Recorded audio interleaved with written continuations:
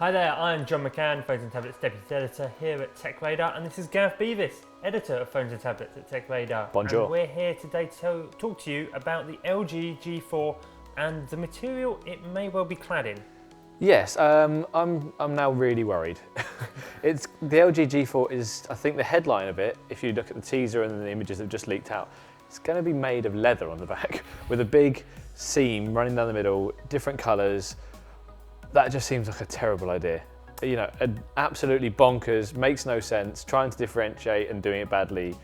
I'm just so worried. It's not a great sign, is it? I mean, Samsung sort of tried it with the Note 3 and the like with the faux leather plastic back. Yeah, with the stitching on the sides. But it did look a bit rubbish. People didn't like that design, No. and it wasn't because they didn't do leather properly, it was because they tried it at all. You don't want that kind of sort of that skeuomorphism on an actual chassis. It just doesn't make any sense. I think, I don't know, when I think of leather on a phone, I just think that's going to get grubby really quickly. It doesn't feel like something that's sort of premium. I mean, but it's not all bad news potentially, because it looks like leather will be one of two options, with potentially the other one being plastic, which isn't particularly appealing, especially if you're looking at a high-end flagship phone which you're going to spend a lot of money on.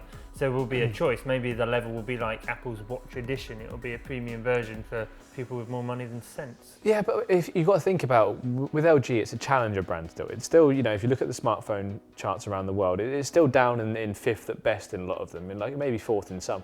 And the G3 built very well on the G2. You know, people really responded to that, which I found odd because I think you're in the same opinion. The G3 wasn't as good a phone as it could be. The QHD screen felt like it was there for a headline. You know, it wasn't very bright. It killed the battery more than we're used to from LG. The camera wasn't brilliant. You know, it was a little bit muddy, a bit over processing. So all the things that LG has been traditionally very good at, you know, with the G3, apart from having a really good price, it didn't really do very well. I think a lot of consumers liked it because of the spec list, but I think it could have done better. So I was expecting all of that to be fixed on the G4. And, you know, the camera in the leaks you've seen looked really strong.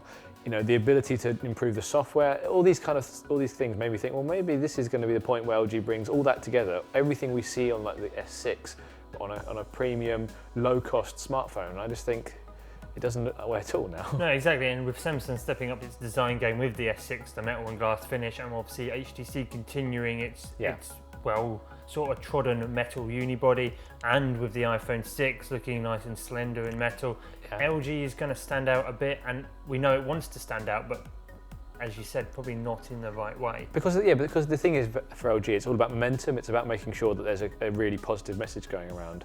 And admittedly, we haven't seen this phone, and we don't know exactly the way it's going to work. But you can see quickly the comments are going to be very, what is this? Why leather? Why all that? You know. So I think that's going to be an issue that LG needs to face and to come up with quickly.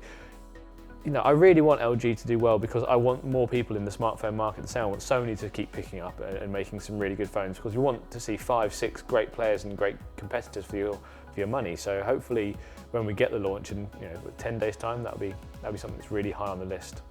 Yeah, so we're just weeks away now from the G4 launch, and we'll find out for sure what LG is offering us. In the meantime, don't forget to subscribe, and thank you very much for tuning in. Sayonara.